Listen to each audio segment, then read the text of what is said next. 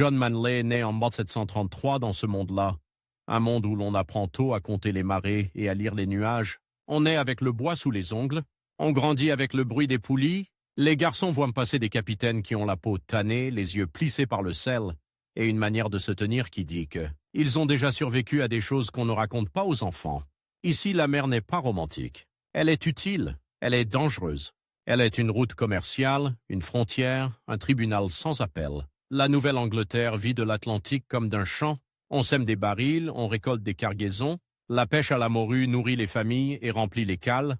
Le bois des forêts devient mât, vergue, bordage. Les chantiers navals transforment des troncs en coques capables de traverser l'océan. Et puis il y a ce grand circuit, presque une mécanique. Poissons salés et planches vers les Antilles, mélasse et sucre vers les distilleries, rhum vers d'autres ports, parfois vers l'Afrique, parfois vers l'Europe. Les routes changent, les profits aussi. Mais l'idée reste, la mer est un marché et le navire, une entreprise. Dans ce monde, un marin n'est pas seulement un homme qui sait tenir un cap, c'est un professionnel de la survie et du calcul. Il sait ce que coûte une voile, ce que vaut un baril de farine quand la traversée s'éternise, ce que signifie perdre un mât en plein grain. Il sait aussi que la loi suit la mer, qu'elle la poursuit comme une ombre. Papier de bord, lettres de mer, manifeste de cargaison, signature, sceau. Un capitaine est à la fois navigateur, gestionnaire, juge de paix, parfois médecin improvisé, parfois diplomate, parfois geôlier. Il commande des hommes libres, mais souvent endettés. Des hommes qui ont signé pour une part de prise ou un salaire, et qui peuvent se mutiner si la faim s'installe ou si la chance tourne. John Manley se forme dans cette école rude, où l'on apprend en regardant, en obéissant, en se trompant, puis en recommençant. On commence mousse, on finit, si l'on a du talent et de la chance, maître d'équipage, puis capitaine. Les gestes deviennent des réflexes. Prendre un riz avant que le vent ne force, sentir la tension d'un haubans, écouter le craquement d'une membrure comme on écoute un os. La navigation à cette époque est une science imparfaite. On estime la longitude, on calcule la latitude, on corrige à l'œil, on prie parfois. On vit avec l'incertitude. On vit avec l'idée qu'un banc de brume peut cacher un récif, qu'une voile à l'horizon peut être un marchand inoffensif ou un prédateur armé. Et déjà, bien avant la Révolution, la mer est un champ de bataille économique. Les guerres européennes se répercutent sur l'Atlantique comme des coups de tonnerre lointains. Quand Londres et Paris se disputent, quand les empires s'affrontent, les colonies deviennent des pions et les navires des proies. La pratique de la course, cette guerre autorisée par des lettres de marque où des navires privés capturent des navires ennemis, n'est pas une anomalie. C'est une tradition, une industrie, une tentation permanente. Dans les tavernes des ports, on parle de prise comme on parle de récolte, telle cargaison de sucre, tel lot de vin, tel navire chargé, de sel, tel autre de tissu. On parle aussi des tribunaux de prise, de la manière dont un juge peut décider qu'une capture est légale ou non, et donc transformer une aventure en fortune ou en ruine. Manley grandit dans une culture où prendre n'est pas forcément voler. Prendre peut être un métier si la loi vous y autorise. Et même quand la loi ne vous y autorise pas tout à fait, la frontière est parfois si floue, si brumeuse, qu'elle ressemble à l'horizon. On croit la voir, puis elle recule. La vie d'un capitaine de Nouvelle-Angleterre, avant 1775, c'est aussi la discipline, pas celle des grandes marines royales, avec leurs uniformes et leurs règlements imprimés, mais une discipline de bois et de sel. On ne discute pas quand il faut virer de bord. On ne débat pas quand la tempête arrive. On obéit parce que la mer ne négocie pas. Un capitaine qui hésite perd son navire. Un capitaine qui ne sait pas lire les hommes perd son équipage. Il faut savoir punir sans briser, encourager sans se faire mépriser. Il faut savoir partager aussi parce que la mer est une loterie. Aujourd'hui, on rentre avec des cales pleines. Demain, on rentre avec des cercueils vides. Dans les années 1760-1770, les tensions montent dans les colonies britanniques d'Amérique du Nord. Elles montent comme une pression atmosphérique avant l'orage. Les marchands de Boston, de Salem, de Marblehead, de Newburyport sentent que quelque chose se resserre. Les taxes, les règlements, les contrôles douaniers, les saisies, les noms des lois circulent dans les conversations comme des jurons. Sugar Act, Stamp Act, Townshend Act. On parle de droit, de représentation, de commerce entravé. Mais pour les gens de mer, tout cela a une traduction très concrète. Un navire immobilisé, une cargaison confisquée, un équipage payé, en retard, une famille qui attend. Les autorités britanniques, elles, voient autre chose. Elle voit une contrebande endémique, une indiscipline coloniale, une économie qui profite de l'Empire tout en le défiant. Elles renforcent la présence navale, elles patrouillent, elles inspectent, elles saisissent. Et chaque saisie est une humiliation publique. Un navire pris au mouillage, c'est un affront. Une cargaison confisquée, c'est une faillite possible. Un capitaine arrêté, c'est une réputation brisée. Dans les ports, la politique n'est pas un débat abstrait. Elle est dans les cales, elle est dans les cordages, elle est dans les registres de douane, elle est dans la peur de voir apparaître au bout du chenal la silhouette d'un bâtiment de guerre britannique avec ses canons alignés comme des dents. John Manley, marin professionnel, n'est pas d'abord un idéologue, il est un homme de mer. Et c'est précisément pour cela que la Révolution va avoir besoin de lui. Parce que les discours enflammés, les pamphlets, les assemblées, tout cela ne suffit pas quand il faut transporter de la poudre, des armes, du plomb, des vivres. Tout cela ne suffit pas quand il faut briser un blocus, ou au moins le grignoter. Tout cela ne suffit pas quand il faut transformer une côte en ligne de défense. La Nouvelle-Angleterre, en 1775, est une région qui sait construire des navires, qui sait les armer, qui sait recruter des équipages. Elle a des capitaines habitués à naviguer vite, à manœuvrer dans des eaux difficiles, à prendre des décisions sans attendre des ordres venus de loin. Elle a aussi une mentalité, celle de l'autonomie. Un capitaine de cabotage ou de commerce n'attend pas qu'un amiral lui dise quoi faire. Il fait ce qu'il faut pour rentrer vivant et rentable. Et puis, il y a Boston. Boston, ville-port, ville de quai, ville de chantier, ville de taverne, où l'on refait le monde entre deux gorgées de rhum. Boston aussi, ville de tension. Quand la crise politique se transforme en conflit armé, la ville devient un point de fixation. Les Britanniques y sont présents, les insurgés l'encerclent, les routes terrestres se ferment, les routes maritimes deviennent vitales, la mer, encore elle, devient la seule grande voie ouverte, mais une voie surveillée, dangereuse, disputée. Dans ce contexte, l'idée d'armer des navires pour la cause continentale n'a rien d'exotique, elle est presque évidente. Les colonies n'ont pas de marine de guerre au sens classique, elles n'ont pas de flotte de ligne, pas de frégates en nombre, pas d'infrastructure impériale, mais elles ont des schooners, des sloops, des brigantins, des navires rapides, maniables, capables de courir le long de la côte, de se faufiler dans les baies, de surprendre un transport isolé. Elles ont des hommes qui savent se battre parce que la mer a toujours été un endroit où l'on se défend. La guerre qui s'annonce sur l'eau n'est pas seulement une guerre de canons, c'est une guerre de cargaison, une guerre de poudre, une guerre de lettres et de papier, une guerre de tribunaux, une guerre de primes. Une guerre où la capture d'un seul navire peut changer l'équilibre d'une campagne terrestre, parce qu'un baril de poudre, à l'époque, vaut parfois plus qu'un discours. C'est là que la figure de John Manley commence à prendre une forme particulière, pas encore le symbole, pas encore le capitaine du lit, pas encore l'homme associé à des prises célèbres, mais déjà un profil se dessine, celui d'un marin discipliné, capable de mener un navire, de tenir un équipage, de comprendre la logique de la capture, car capturer un navire, ce n'est pas seulement tirer dessus, c'est le rattraper, le forcer à se rendre sans le couler. Le prendre intact, avec sa cargaison, c'est une opération de précision presque chirurgicale, où l'on doit doser la violence, trop peu et la proie s'échappe, trop et elle coule et tout est perdu. La capture dans l'Atlantique du XVIIIe siècle est un art.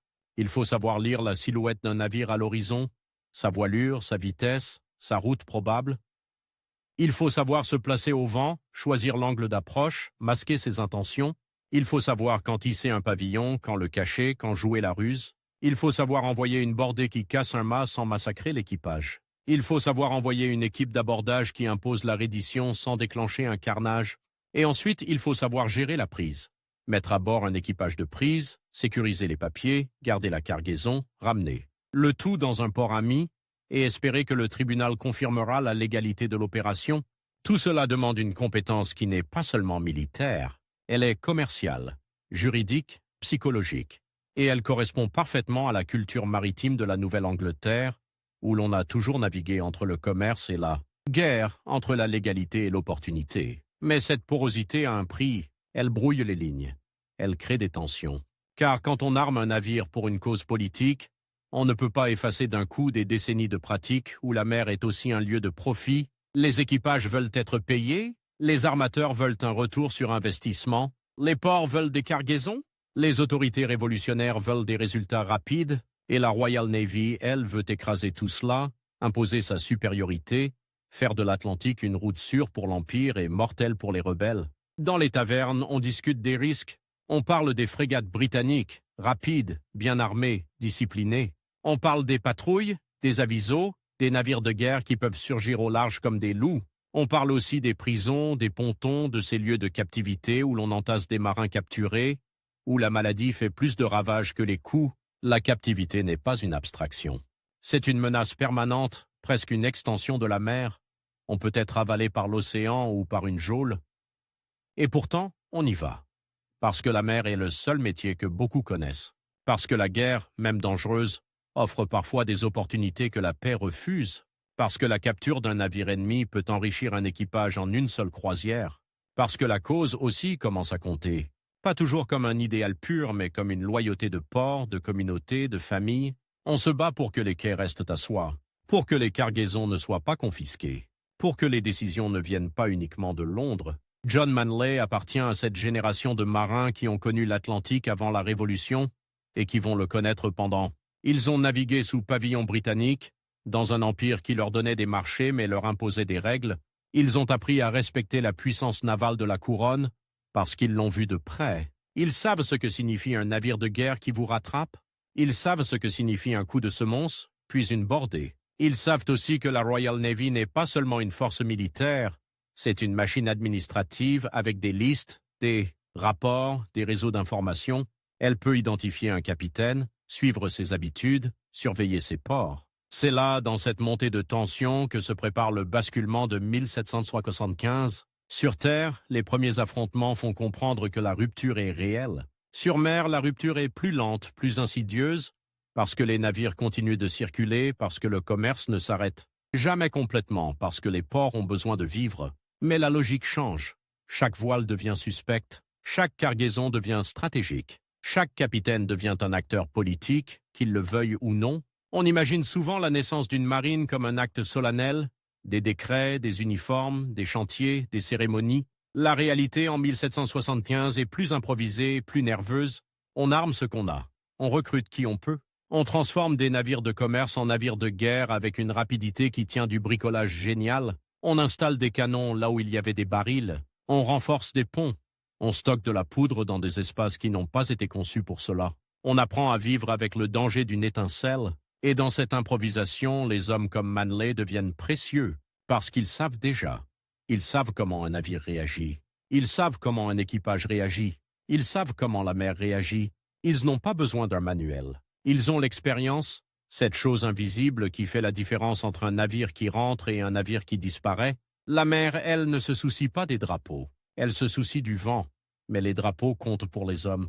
Ils comptent au moment de l'approche, quand on décide de montrer ses couleurs ou de les cacher. Ils comptent au moment de la reddition, quand on choisit de se battre ou de se rendre. Ils comptent au moment du jugement, quand un tribunal de prise examine les papiers et décide si la capture est légitime. Un pavillon peut sauver une fortune ou la condamner. Dans les ports insurgés, on commence à parler d'une marine continentale, d'une force navale au service d'une cause qui se veut nationale.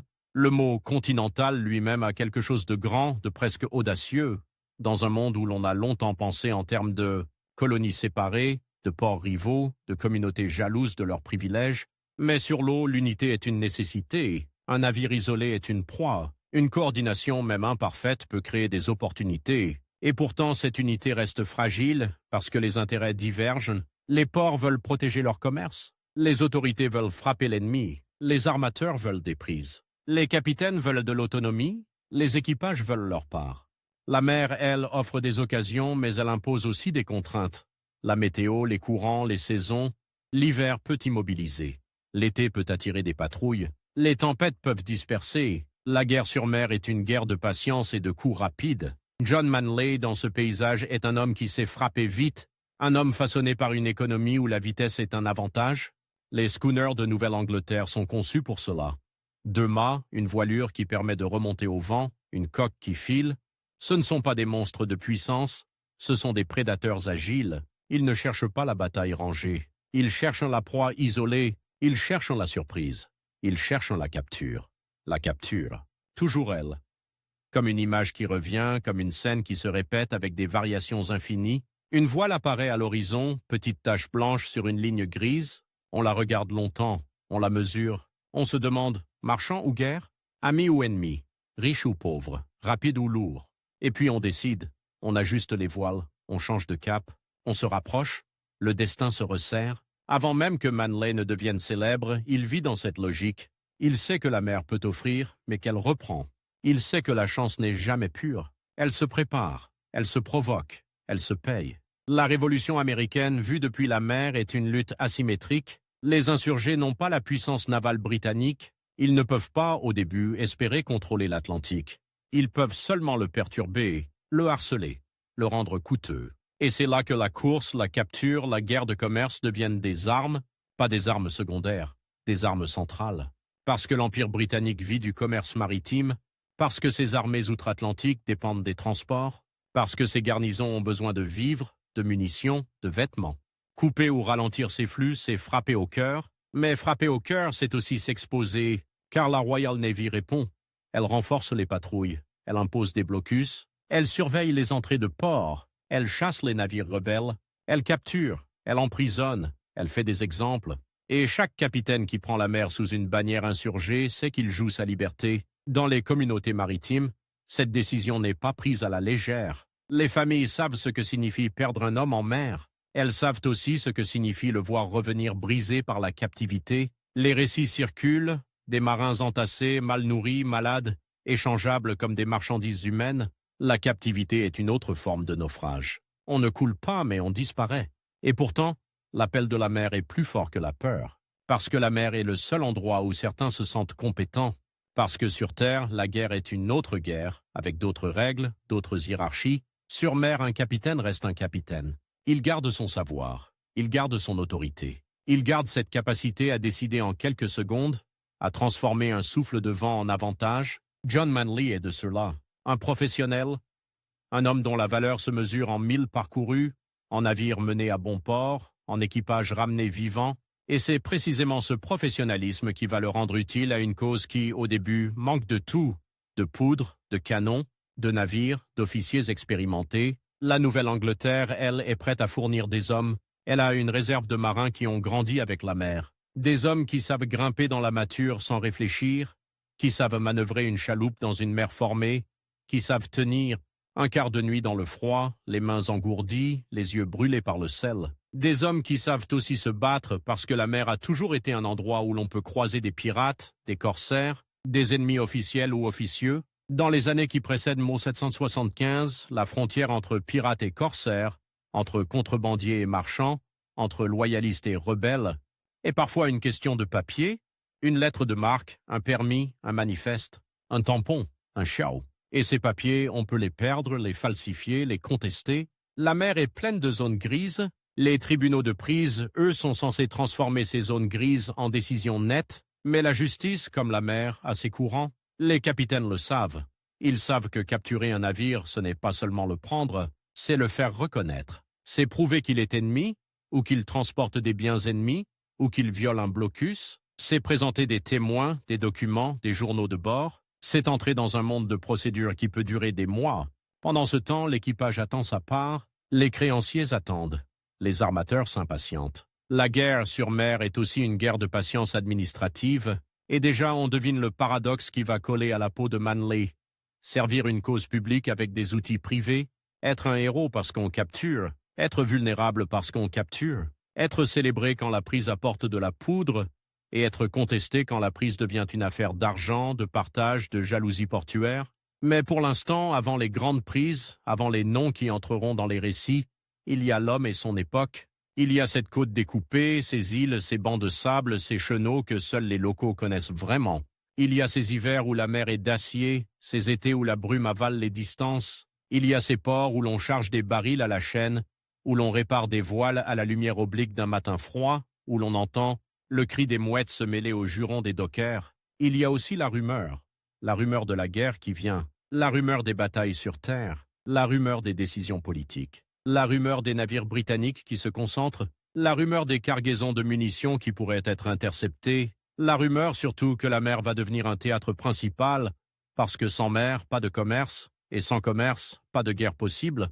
Dans ce monde, un capitaine comme John Manley n'est pas un personnage isolé. Il est un produit d'un système maritime, Il est l'un de ces hommes qui savent que la fortune se joue parfois en 1 heure, quand une voile apparaît à l'horizon. 1 heure où l'on décide de poursuivre ou de fuir, 1 heure où l'on choisit le risque, 1 heure où l'on mise sa vie contre une cargaison, et quand 1775 arrive, quand la rupture devient irréversible, quand les insurgés comprennent qu'ils doivent aussi se battre sur l'eau, ce sont ces hommes-là qu'on va chercher. Pas des théoriciens, pas des rêveurs, des capitaines, des professionnels. Des gens qui savent que la mer ne pardonne pas et que la victoire sur l'eau n'est jamais définitive. La mer, elle, attend.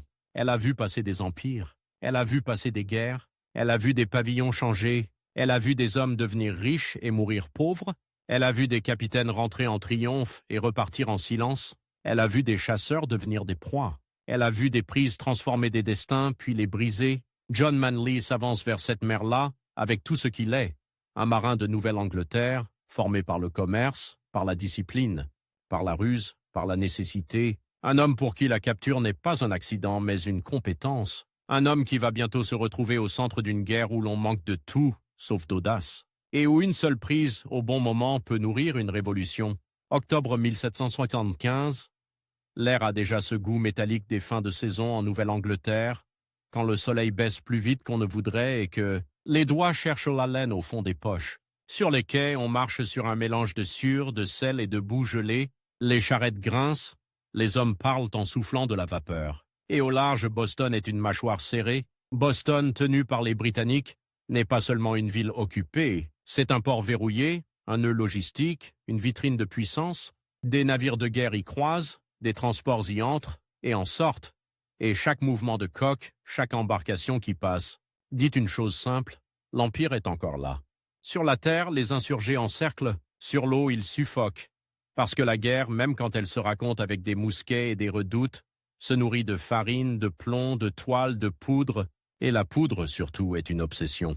Une denrée plus précieuse que l'or parce qu'elle transforme un paysan en soldat, une milice en armée, une colère en capacité de tenir.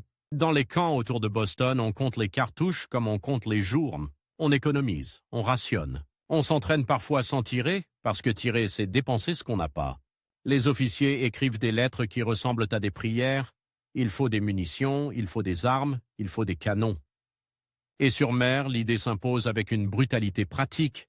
Si l'on ne peut pas fabriquer assez vite, il faut prendre à l'ennemi, prendre sur ses routes, prendre sur ses transports, prendre sur ses navires marchands.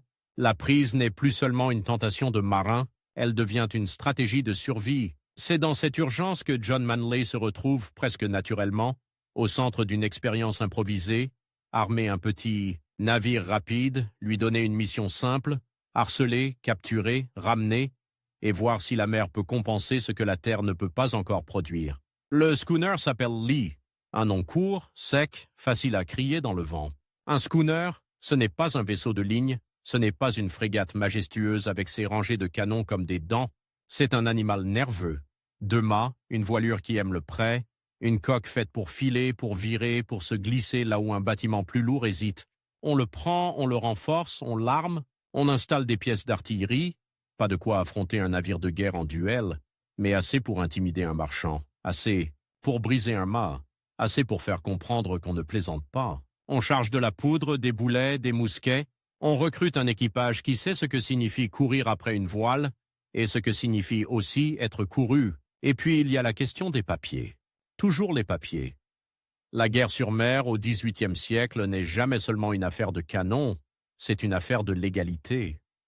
Il faut une autorité qui vous couvre, une commission, un ordre, quelque chose qui transforme un acte de violence en acte de guerre reconnu. Sans cela, vous n'êtes pas un capitaine au service d'une cause, vous êtes un pirate aux yeux de l'ennemi et parfois même aux yeux des neutres.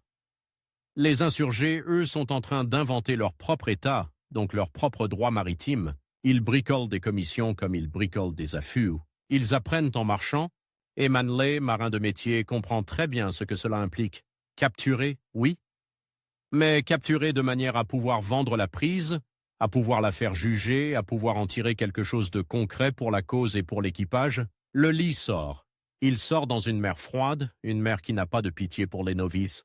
Les premières heures d'une croisière, ce sont des heures de réglage. On écoute le navire, on sent sa réponse, on teste les hommes. Un équipage, ce n'est pas une foule, C'est une machine vivante. Il faut que chacun sache où il est quand le capitaine crie un ordre. Il faut que les manœuvres soient rapides, parce que la vitesse, sur un schooner, est une arme. Il faut que les canons soient servis sans panique, parce que la poudre sur un pont de bois est une menace permanente. Il faut que les hommes acceptent une discipline qui n'est pas celle d'une marine royale, mais qui doit être assez ferme pour tenir quand la chance tourne.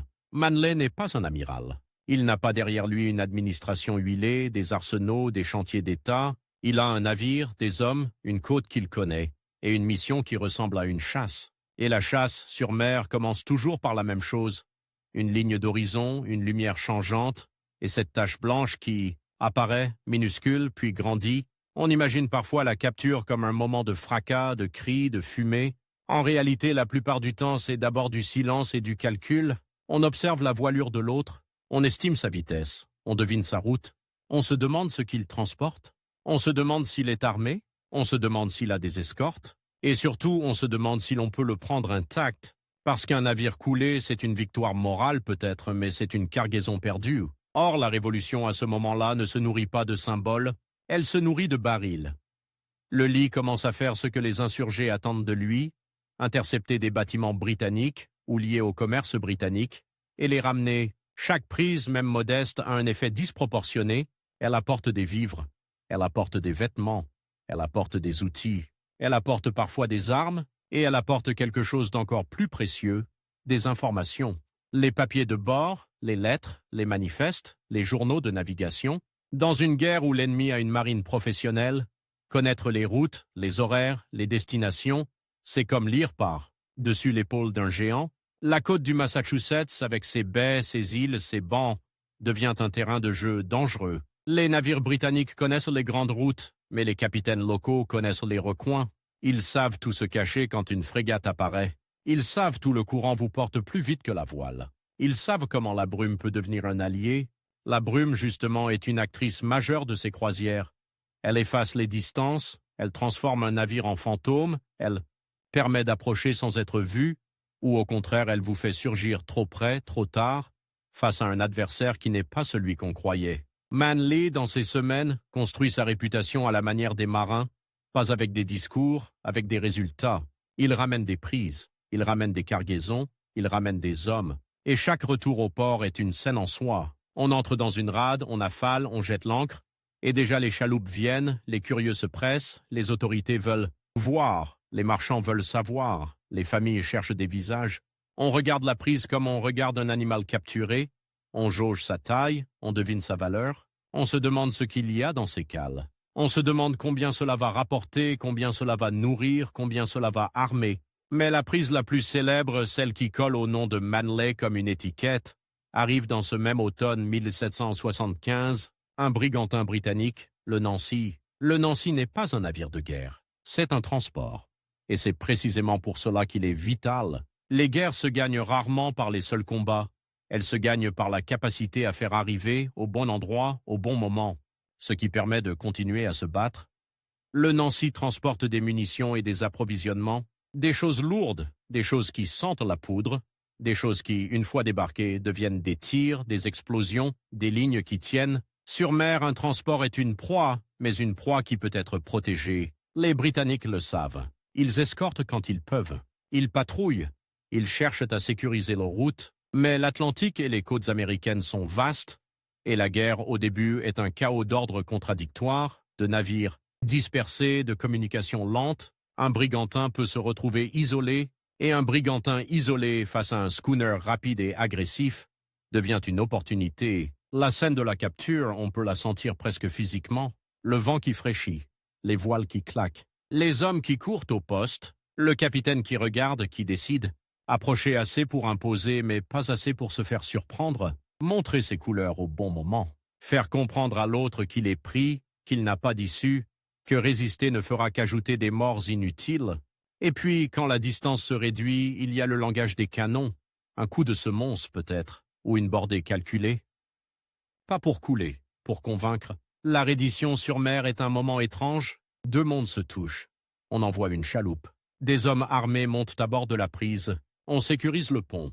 On rassemble l'équipage adverse. On cherche le capitaine. On exige les papiers. On descend dans les cales. là où l'air est plus lourd, où l'odeur de bois humide se mêle à celle des marchandises, et quand on découvre ce que transporte le Nancy, on comprend immédiatement que ce n'est pas une prise comme les autres. Des munitions, des approvisionnements, de quoi alimenter une armée qui, autour de Boston, manque de tout, de quoi transformer des semaines de pénurie en quelques semaines de respiration. La prise devient un événement stratégique, pas seulement un succès de marin, un succès de guerre.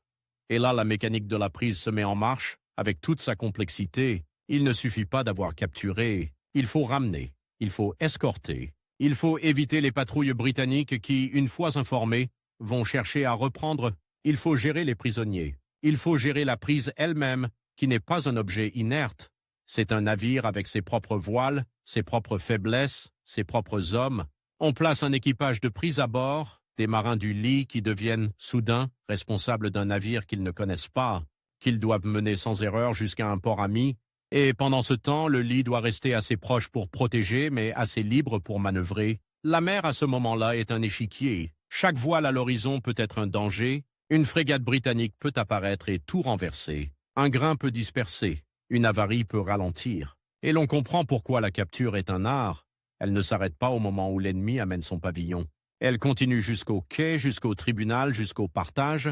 Quand le Nancy et sa cargaison arrivent, l'effet est immédiat. Dans une guerre où l'on manque de poudre, une cargaison de poudre est un miracle. Les insurgés, qui se battent avec des ressources limitées, voient dans ces barils noirs une promesse de tenir. Les autorités locales et continentales voient une preuve. Oui, la mer peut être une arme. Oui, un petit navire peut faire ce qu'une armée entière ne peut pas faire, arracher à l'ennemi ce dont on a besoin. La propagande, elle aussi, s'empare de l'événement. On raconte, on exagère parfois, on simplifie, on transforme une opération complexe en récit clair, un capitaine audacieux, un navire rapide, une prise riche, une cause sauvée. Les noms circulent. Lee, Manley, Nancy. Dans les tavernes, on boit à leur santé. Dans les journaux, on imprime des lignes qui font du bien au moral, parce que le moral, en 1775, est une ressource aussi fragile que la poudre. On peut le perdre en une défaite, on peut le regagner en une prise. Mais derrière le récit, il y a la réalité rugueuse. Une prise, c'est aussi une source de tension. Qui a droit à quoi? Quelle part revient à l'équipage? Quelle part revient aux armateurs? Quelle part revient aux autorités? Dans une marine naissante où les règles ne sont pas encore fixées avec la rigidité d'un empire, chaque prise est un cas, chaque cas est une discussion, et chaque discussion peut devenir une querelle. Les marins, eux, ne sont pas des soldats payés régulièrement par un trésor stable. Ils vivent souvent de parts, de primes, de promesses. Ils risquent leur peau, et ils veulent que cela se traduise en quelque chose de tangible. Un capitaine doit maintenir la discipline tout en gardant l'équipage convaincu que la justice sera faite. Sinon, la mer devient un endroit où l'on obéit moins, et un navire où l'on obéit moins est un navire qui meurt. Manley, dans cette période, doit donc être plusieurs hommes à la fois, le tacticien qui approche et capture, le gestionnaire qui répartit et explique, le chef qui maintient l'ordre, et le professionnel qui comprend que la guerre sur mer est une guerre d'opportunité. Il faut repartir vite, avant que l'ennemi ne s'adapte, avant que les routes ne changent, avant que les patrouilles ne se densifient. Les croisières du lit se succèdent. La mer d'hiver approche, avec ses vents plus durs, ses nuits plus longues, ses embruns qui gèlent sur les cordages. Naviguer devient plus pénible. Les mains saignent, les visages se creusent, on dort mal, on mange salé, on boit ce qu'on peut. Mais l'activité ne s'arrête pas, parce que la guerre ne s'arrête pas. Et parce que chaque jour où un navire britannique passe sans être inquiété est un jour où l'ennemi se renforce. Ce qui frappe quand on regarde ces opérations, c'est leur caractère hybride. Ce n'est pas une marine de guerre classique, avec des escadres qui cherchent la bataille décisive. C'est une guerre de commerce menée au nom d'une cause politique. On capture pour affaiblir l'ennemi, mais aussi pour se financer. On capture pour obtenir des ressources, mais aussi pour payer des hommes. On capture pour faire mal, mais aussi pour vivre. La frontière entre service public et profit maritime est si fine qu'elle se confond avec la ligne d'horizon. On croit la distinguer, puis elle se dissout dans la brume. Et pourtant, à ce moment précis, cette porosité est une force, parce que l'État insurgé n'a pas les moyens d'entretenir une grande flotte. Il a besoin de l'énergie privée, de l'appétit de gain, de la culture de la prise. Il a besoin de capitaines qui savent que la mer est un marché et un champ de bataille. Il a besoin d'hommes comme Manley. La Royal Navy, elle, observe et apprend. Elle n'est pas surprise que des colonistes se mettent à capturer. Elle connaît la tradition de la course. Ce qui l'inquiète, c'est l'efficacité, Un schooner comme le Lee dans des eaux côtières peut être insaisissable. Il peut frapper et disparaître. Il peut se cacher derrière une île, entrer dans une baie, se fondre dans le trafic local. Pour une frégate britannique, puissante mais plus lourde, la poursuite est un exercice frustrant. La puissance ne suffit pas toujours. Il faut du renseignement. Il faut des patrouilles coordonnées. Il faut des navires plus petits, plus rapides, capables de chasser les chasseurs. Alors la pression monte. Les Britanniques renforcent les blocus. Ils multiplient les croisières de surveillance. Ils cherchent à couper les ports insurgés de l'extérieur. Et chaque fois que le Lee sort, il sort dans un environnement plus dangereux. La mer se peuple de prédateurs plus grands. La marge d'erreur se réduit. Dans ce contexte, la figure de Manley prend une dimension presque symbolique, parce qu'il incarne une idée simple. On peut résister sur mer. On peut, malgré l'infériorité, arracher des victoires. On peut transformer un petit navire en instrument stratégique. Et cette idée, en 1775-1776, est précieuse. Elle nourrit la confiance. Elle nourrit la volonté de continuer. Mais cette même figure porte déjà en elle une fragilité, car être efficace dans la capture, c'est attirer l'attention. Un capitaine qui prend beaucoup devient un nom, et un nom devient une cible. La Royal Navy n'est pas seulement une force de canon, c'est une force de dossier. Elle note, elle identifie, elle suit les habitudes, elle apprend les routes, elle comprend quels ports servent de refuge, elle comprend quels capitaines sont les plus dangereux. Et puis il y a l'autre fragilité, plus intime, plus humaine. La prise crée des attentes. Quand un équipage a goûté à une croisière rentable, il veut recommencer. Quand un port a vu arriver une cargaison précieuse, il en veut d'autres. Quand une cause a été sauvée par des barils capturés, elle espère que la mer continuera à fournir. Mais la mer n'est pas une mine. Elle ne donne pas sur commande. Elle donne quand elle veut et elle reprend quand elle veut. Les croisières du Lee dans l'imaginaire deviennent une suite de coups d'éclat. Dans la réalité, elles sont aussi une suite de journées monotones, de quarts de nuit, de voiles à l'horizon qui se révèlent être des neutres, de poursuites avortées, de vents contraires. La guerre sur mer est faite de longues attentes et de quelques minutes décisives. Et ces minutes décisives, quand elles arrivent, exigent une précision absolue. Manley doit aussi composer avec la nature même de son navire. Un schooner est rapide, mais il est vulnérable. Il n'a pas la robustesse d'un grand bâtiment de guerre. Une bordée bien placée peut le démater. Une tempête peut le briser. Une erreur de navigation sur une côte pleine de récifs et de bancs peut le jeter à la côte. La mer de Nouvelle-Angleterre, surtout en hiver, est un piège. Elle offre des refuges, mais elle punit l'imprudence. Et pourtant, on repart. On repart parce que l'ennemi continue d'envoyer des navires. On repart parce que les besoins continuent. On repart parce que la dynamique de la prise est addictive. Elle promet à chaque horizon une possibilité de changer le destin en quelques heures. Il y a aussi dans ces opérations une dimension psychologique qu'on oublie souvent. Capturer un navire, c'est imposer sa volonté à des hommes qui, eux aussi, ont peur. Les équipages britanniques sur des transports ou des marchands ne sont pas des héros de roman. Ce sont des marins qui veulent rentrer vivants. Quand un schooner armé les rattrape, quand les canons s'ouvrent, quand le pavillon ennemi apparaît, ils doivent décider, résister et risquer le sang ou se rendre et espérer un traitement correct. Un capitaine comme Manley, s'il veut des prises intactes, a intérêt à convaincre plutôt qu'à massacrer. La violence doit être suffisante pour briser la résistance, pas pour détruire la marchandise. C'est une guerre où l'économie dicte la manière de tuer ou de ne pas tuer. Et après la capture, il y a la gestion des prisonniers. On les garde à bord, on les surveille, on les nourrit comme on peut. On sait qu'ils peuvent tenter quelque chose. On sait aussi qu'ils sont des hommes, pas des objets. La mer oblige à une proximité forcée. Vainqueurs et vaincus respirent le même air, entendent les mêmes craquements de coques, subissent les mêmes grains. La guerre sur mer est intime. Elle n'a pas la distance d'un champ de bataille terrestre. Elle met des ennemis sur le même pont. Quand le Lee rentre avec ses prises, les tribunaux de prise entrent en scène. Là, la guerre change de décor. On quitte le vent et le sel pour entrer dans des salles où l'on parle de droit, de propriété, de nationalité des cargaisons, de validité des commissions. On examine les papiers saisis, on interroge des témoins. On décide si la capture est bonne prise. Et cette décision n'est pas seulement juridique, elle est économique. Elle détermine qui sera payé, qui sera récompensé, qui sera frustré. Elle peut faire d'une croisière un succès ou un désastre financier. Pour un capitaine, c'est un autre type de combat. Sur mer, il commande. À terre, il dépend. Il dépend de juges, de politiques, de rivalités entre ports, de l'humeur d'une administration naissante. Et déjà, dans ces années, on sent que cette dépendance peut devenir un poison.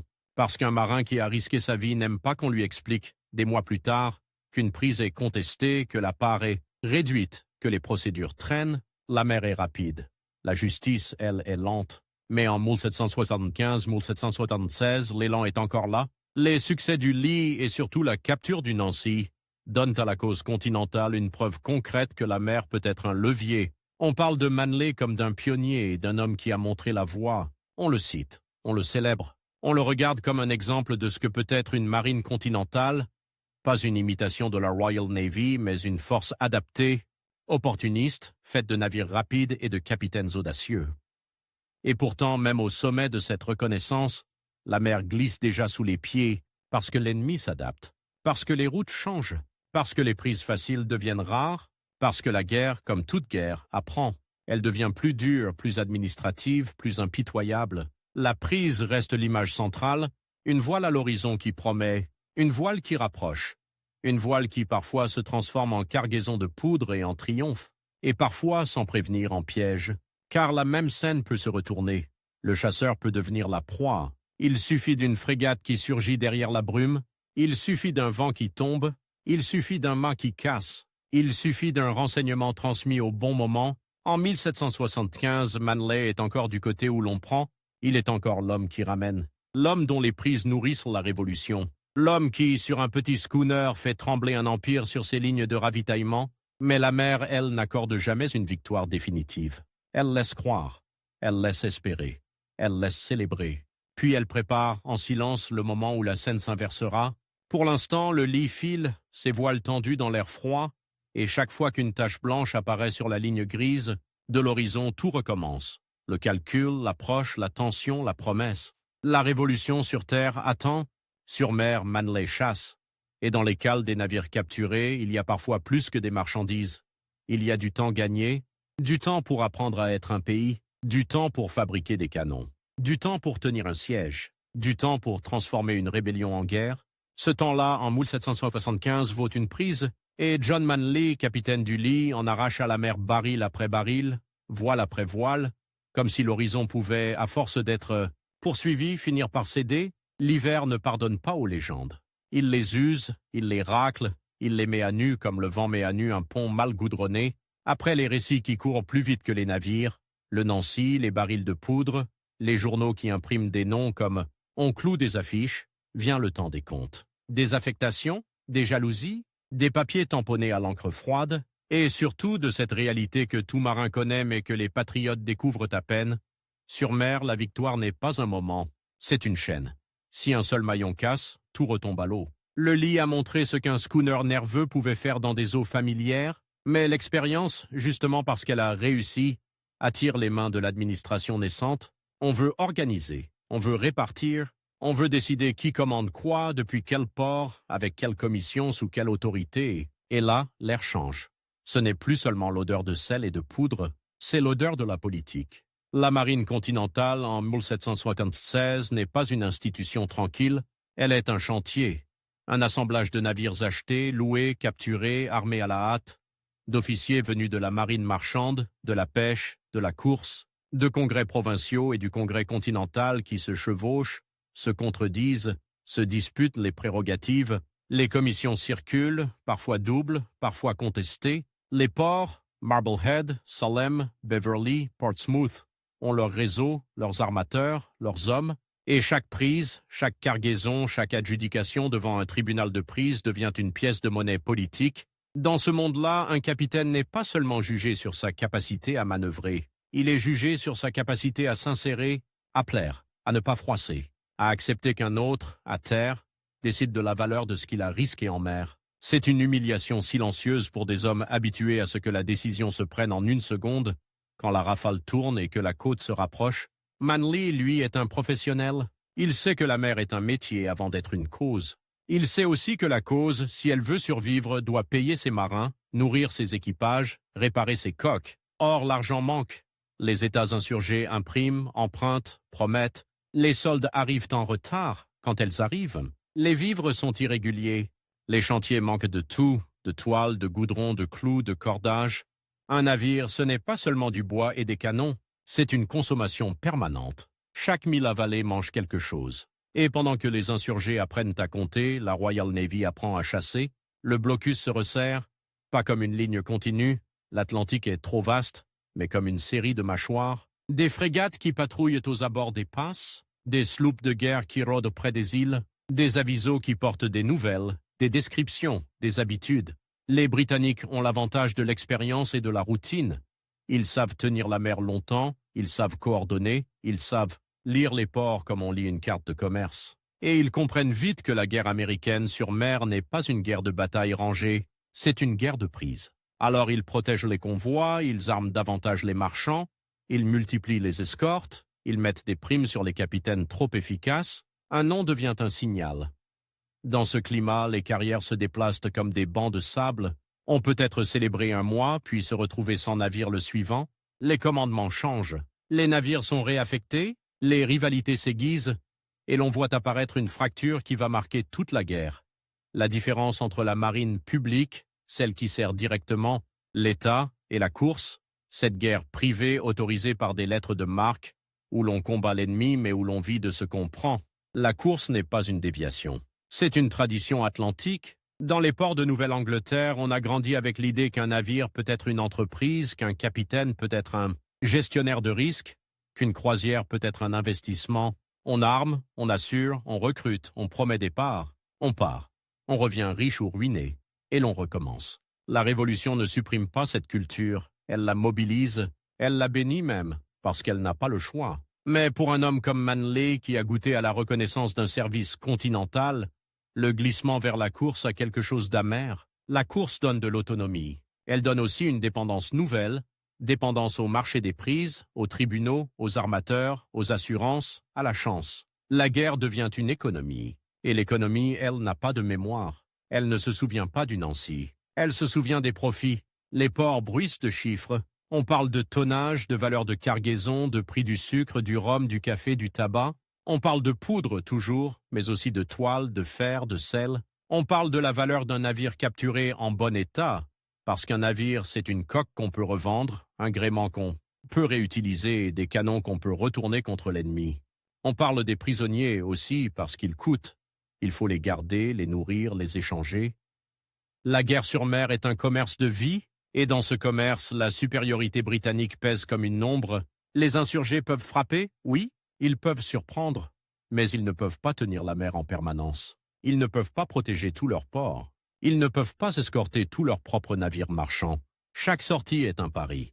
Chaque retour est une victoire en soi. Manley continue de naviguer dans cet univers mouvant où l'on passe d'un pavillon à l'autre, d'une commission à une lettre de marque, d'un commandement à une attente sur le quai.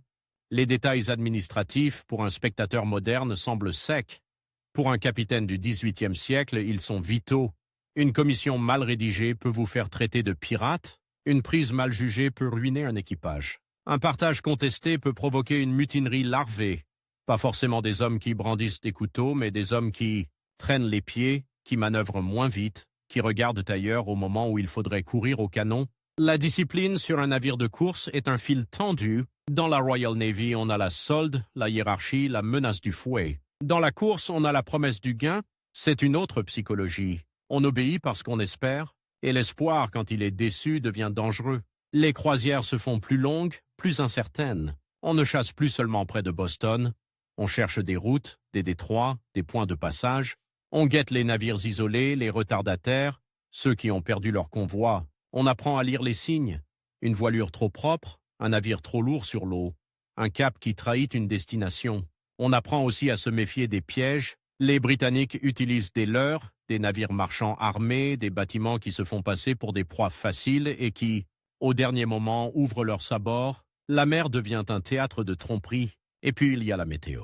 Toujours la météo. Les vents d'hiver qui cassent les vergues, les grains qui arrivent sans prévenir. La glace qui se forme sur les haubans alourdit le gréement, rend chaque manœuvre plus lente, plus douloureuse. Les hommes ont les mains fendillées, les ongles noirs, les lèvres brûlées par le sel. La nuit, on dort habillé parce qu'on peut être appelé en une seconde. On vit dans l'humidité. On mange du biscuit dur, du bœuf salé, parfois du poisson quand on a la chance de pêcher. On boit du grog, on boit de l'eau qui tourne. Et malgré tout, on doit être précis. Un navire ne pardonne pas l'à peu près. Dans ce monde, la prise reste l'aimant. Une voile à l'horizon. une promesse de cargaison, une promesse de solde, une promesse de reconnaissance. Mais plus la guerre avance, plus cette voile peut être une menace, parce que l'ennemi lui aussi guette, parce que l'ennemi a plus de navires, plus de canons, plus de ports sûrs, parce que l'ennemi peut se permettre de perdre un marchand, il ne peut pas se permettre de perdre le contrôle.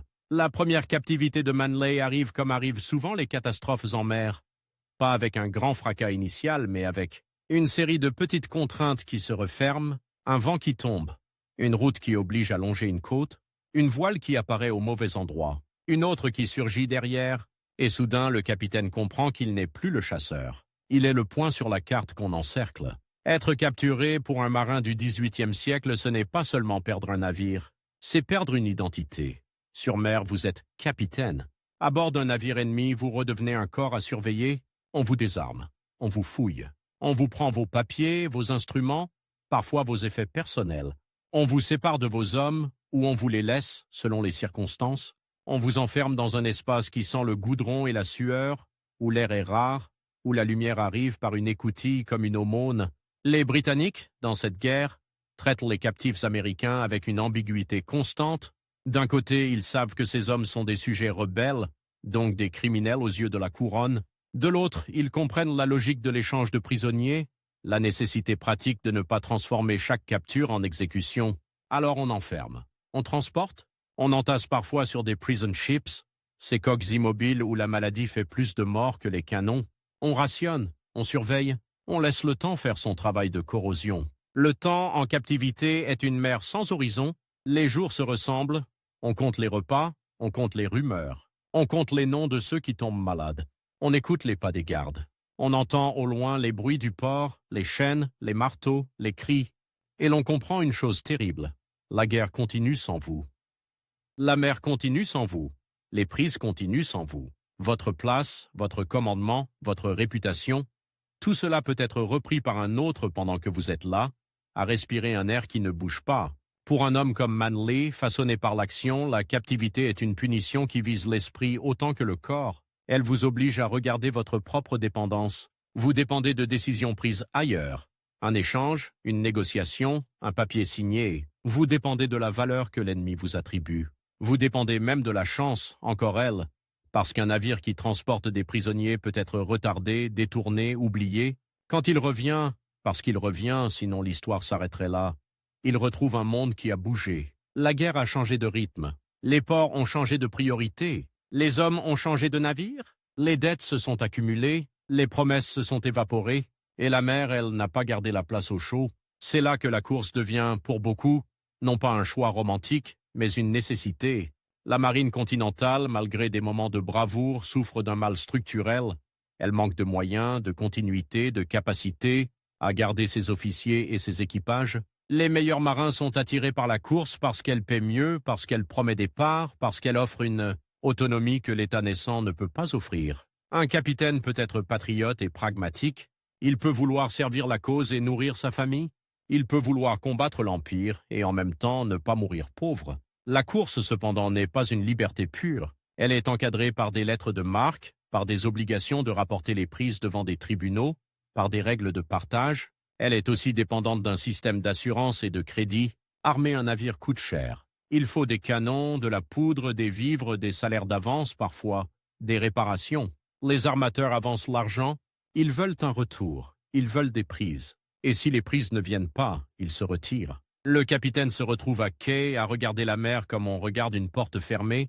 Dans les tavernes des ports, on parle de plus en plus des cours des prises, comme on parlerait de la bourse. On parle de la valeur d'un navire selon son état, selon sa cargaison, selon sa nationalité. On parle des neutres. Français, Espagnols, Hollandais, et de la manière dont leur pavillon complique tout.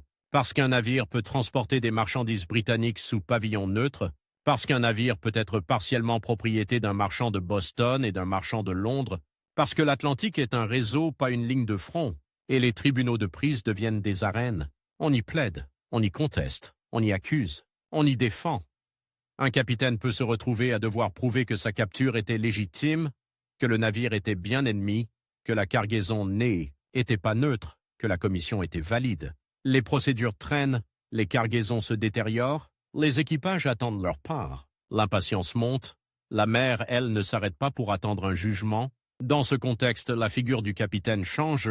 Il n'est plus seulement un homme de manœuvre et de combat, il devient un homme de réseau. Il doit connaître des juges, des avocats, des armateurs. Il doit savoir à quel port rentrer pour être bien jugé. Il doit savoir quelles autorités sont favorables, lesquelles sont tatillonnes. Il doit savoir naviguer dans les courants politiques, comme il navigue dans les courants marins. Manley, avec son expérience, est précieux, mais il est aussi exposé, parce qu'il a un nom, parce qu'il a un passé de prise, parce qu'il a déjà été capturé, et parce que la mer, quand elle vous a pris une fois, semble parfois vous marquer. La guerre se durcit. Les Britanniques, piqués par les pertes, renforcent la protection de leurs routes commerciales. Les convois deviennent plus fréquents, les escortes plus solides. Les capitaines britanniques apprennent à ne pas se laisser isoler. Ils apprennent à reconnaître les silhouettes des corsaires américains. Ils apprennent à utiliser la vitesse de leurs frégates pour couper la route plutôt que de poursuivre bêtement.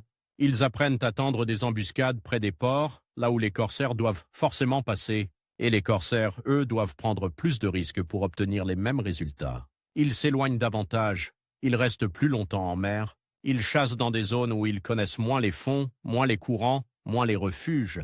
Ils s'exposent à des tempêtes plus fortes, à des avaries plus graves. Un mât cassé loin de la côte n'est pas un incident. C'est une condamnation. La première capture a déjà montré à Manley ce que signifie perdre le contrôle. Mais la mer a une manière cruelle de répéter ses leçons. La seconde captivité, plus tard, n'est pas seulement une répétition, c'est une confirmation. Comme si l'Atlantique, immense et indifférent, rappelait que l'audace ne suffit pas, que l'expérience ne suffit pas, que la cause ne suffit pas. Il suffit d'un instant où les conditions ne sont plus de votre côté. On peut imaginer la scène sans la romantiser. Un navire corsaire chargé d'hommes qui espèrent une prise, qui ont peut-être déjà capturé quelque chose et qui traînent derrière. Eux, une proie lente, ou qui rentrent au port avec des papiers, des marchandises, des prisonniers. La fatigue est là.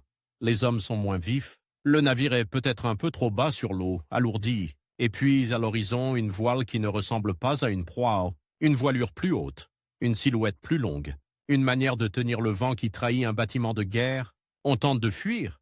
Bien sûr qu'on tente. On serre le vent, on allège si on peut. On jette peut-être des choses par-dessus bord, des barils, des pièces inutiles, tout ce qui peut gagner un demi-nœud. On prie pour un grain qui cacherait, on prie pour une brume, on prie pour une nuit sans lune. Mais la frégate, elle, a des jambes, elle a des canons qui portent plus loin, elle a des hommes entraînés à la poursuite. Et quand elle est assez proche, elle n'a pas besoin de couler, elle a juste besoin de briser. Un boulet dans le gréement, un autre dans la coque, un mât qui tremble, un haubans qui lâche. Le navire corsaire perd sa vitesse, sa seule vraie défense. Et alors, la scène se renverse complètement. Ce n'est plus vous qui envoyez une chaloupe pour prendre possession. C'est l'ennemi qui monte à bord, qui vous regarde comme une prise, qui vous demande vos papiers, qui vous traite selon ses règles. 2 captivités. 2 fois la mer qui vous arrache à votre élément. 2 fois la guerre qui vous rappelle qu'elle n'est pas un récit linéaire, mais une alternance de fortune. Et chaque captivité laisse une trace, pas seulement sur le corps, amaigri, affaibli, exposé aux maladies, sur la réputation aussi. Parce qu'un capitaine capturé perd du temps, perd des opportunités, perd parfois la confiance des armateurs. Un armateur veut un homme chanceux. Un équipage veut un homme qui ramène. La mer, elle, ne signe aucun contrat. Et pourtant, même dans cette dureté, il y a une cohérence d'époque. La Révolution américaine sur mer n'a jamais été une affaire de pure marine d'État. Elle a été en grande partie une guerre de commerce menée par des hommes qui vivaient du commerce. Les mêmes mains qui hissaient des voiles pour transporter du poisson ou du bois hissaient des voiles pour capturer du sucre ou de la poudre. Les mêmes ports qui armaient des navires pour la pêche armaient des navires pour la guerre. La frontière entre patriotisme et profit n'était pas une ligne morale nette, c'était une pratique quotidienne. Manley incarne cette porosité. Il peut être célébré comme pionnier de la marine continentale quand ses prises alimentent la cause, et il peut être réduit à un simple preneur quand la guerre se déplace vers les tribunaux, les assurances, les querelles de part. Il peut être un symbole dans les journaux et un dossier dans un bureau. Il peut être un capitaine sur l'eau et un homme impuissant derrière une porte verrouillée. La mer, pendant ce temps, continue de produire ces images. Un matin clair où l'horizon est une lame d'acier. Un soir où le soleil tombe dans une brume rose et où l'on distingue à peine les voiles. Un pont glissant de givre. Une cale qui sent le bois mouillé et le sel. Le bruit sec d'un cordage qui claque. Le grondement sourd d'un canon qui part. Et toujours cette idée obsédante, la prise qui nourrit, la prise qui paie, la prise qui fait un nom, la prise qui attire la chasse. Quand la guerre approche de sa maturité, on comprend que l'héroïsme maritime n'est pas seulement dans le combat, il est dans la capacité à durer dans un système qui vous broie lentement, durer malgré les retards de paiement, malgré les procédures, malgré les blocus, malgré les frégates, malgré les hivers, malgré les captivités. Et c'est peut-être là, dans cette endurance rugueuse, que se trouve la vérité de John Manley à ce stade de sa vie. Un homme qui sait prendre, oui, mais qui découvre que prendre ne suffit pas à garantir qu'on gardera. Un homme qui a servi un État en train de naître et qui se retrouve, comme tant d'autres marins de son temps, à dépendre d'une guerre où l'on signe des papiers pour avoir le droit de risquer sa peau. Un homme qui a vu la mer offrir et qui la voit maintenant reprendre, avec une indifférence presque méthodique. La suite n'aura rien d'un triomphe continu. Elle aura le goût du retour difficile, des opportunités qui se raréfient, des ports qui se fatiguent, des hommes qui vieillissent trop vite, et toujours, au loin, une voile, parfois promesse, parfois menace. Souvent les deux à la fois. La seconde fois, ce n'est même plus une surprise. C'est une sensation physique, presque intime, comme une vieille douleur qui revient avant la pluie. On connaît déjà le goût du métal froid quand on vous retire votre sabre. On connaît déjà la manière dont un officier britannique, poli jusqu'à l'os, vous parle comme à un homme qui a choisi le mauvais camp et qui doit maintenant en payer le prix. On connaît déjà le bruit des verrous, ce cliquetis sec qui dit « La mer est là, derrière la cloison, mais elle n'est plus à vous ».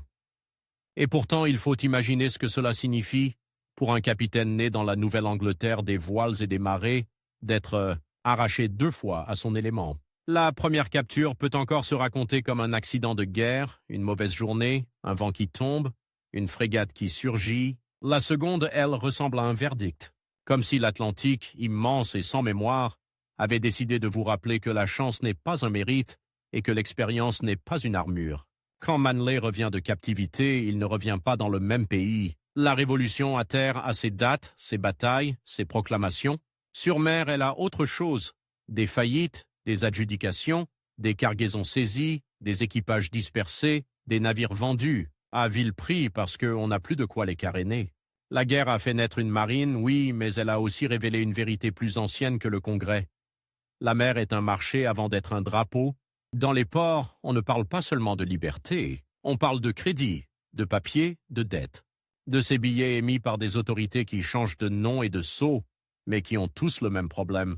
Ils promettent plus vite qu'ils ne paient. On parle des armateurs qui ont avancé l'argent pour armer un bâtiment et qui veulent récupérer leur mise.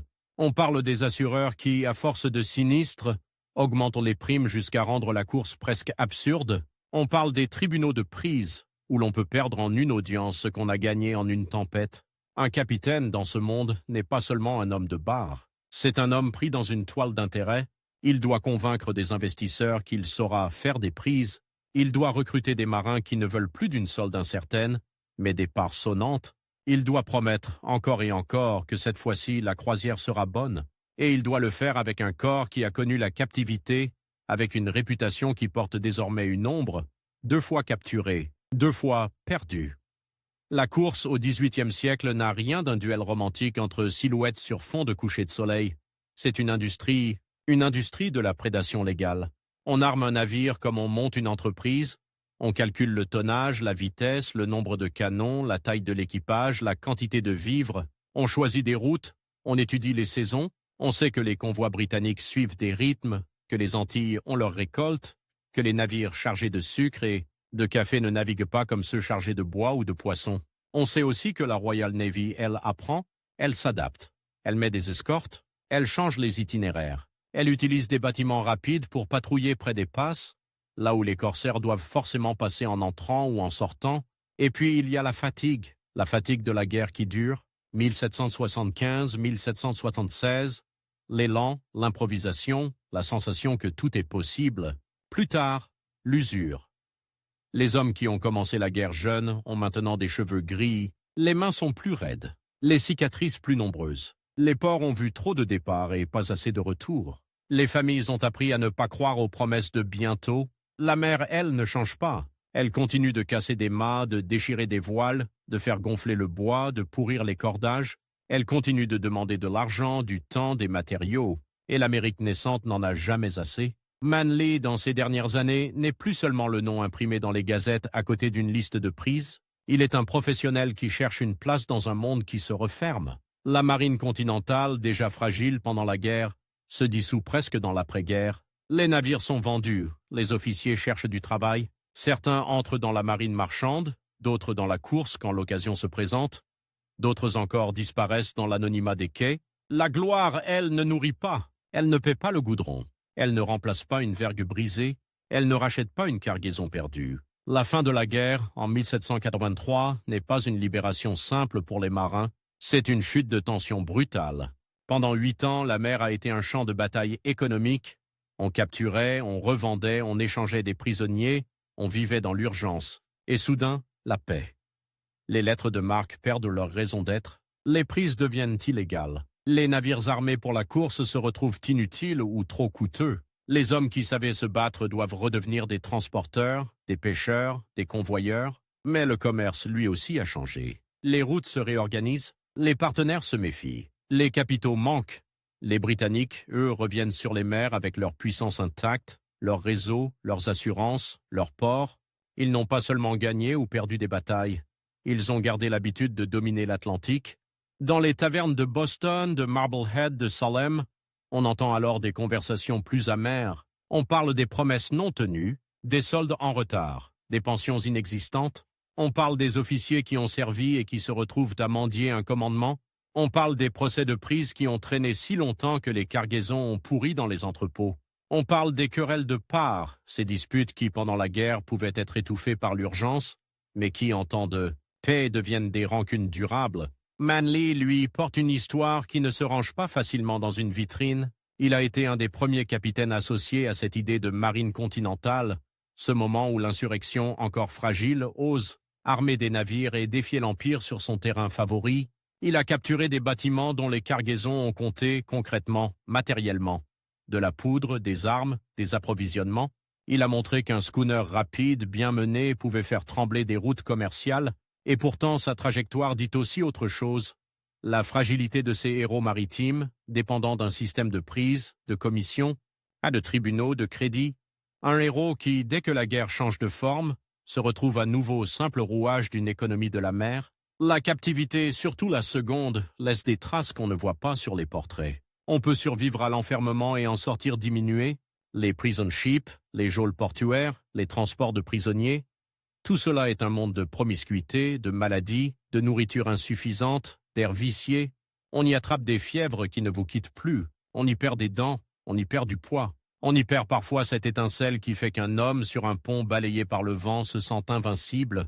On en sort vivant, oui, mais on en sort plus vieux que son âge. Et puis il y a l'humiliation silencieuse.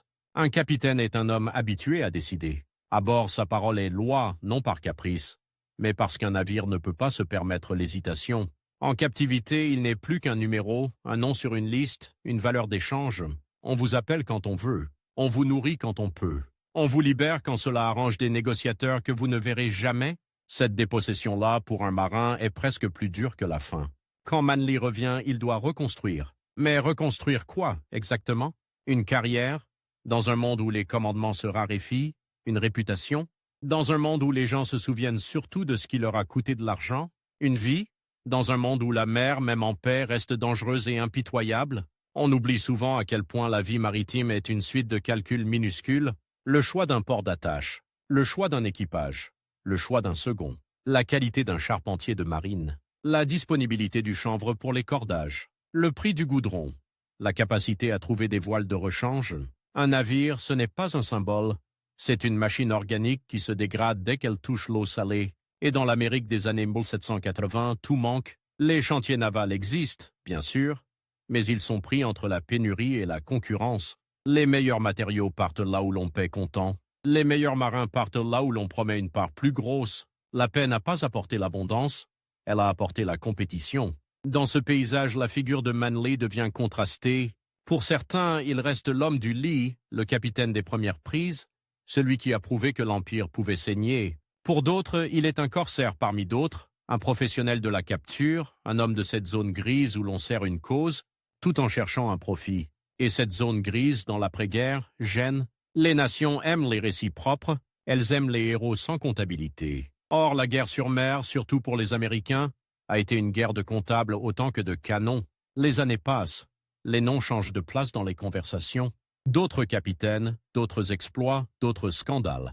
La mémoire publique est comme un port. Elle accueille, elle charge, elle décharge, elle oublie. Manley vieillit dans un pays qui se construit, qui débat de sa constitution, de ses dettes, de ses frontières. À terre, on parle de lois, de taxes, de représentation. Sur mer, on parle toujours de cargaison, de routes, de risques. Deux mondes qui se touchent, mais qui ne se comprennent pas toujours. Et pourtant, il suffit d'un détail pour sentir que tout cela reste lié. Un navire qui entre au port avec une voile déchirée, un marin qui descend à quai avec une démarche raide, comme s'il avait encore le roulis dans les jambes, une caisse de marchandises qui porte des marques étrangères, un vieux capitaine qui regarde la ligne d'horizon non pas comme un paysage, mais comme une équation, vent, courant, distance, danger. La prise, dans ces dernières années, n'est plus forcément un navire capturé, c'est une idée qui colle à la peau.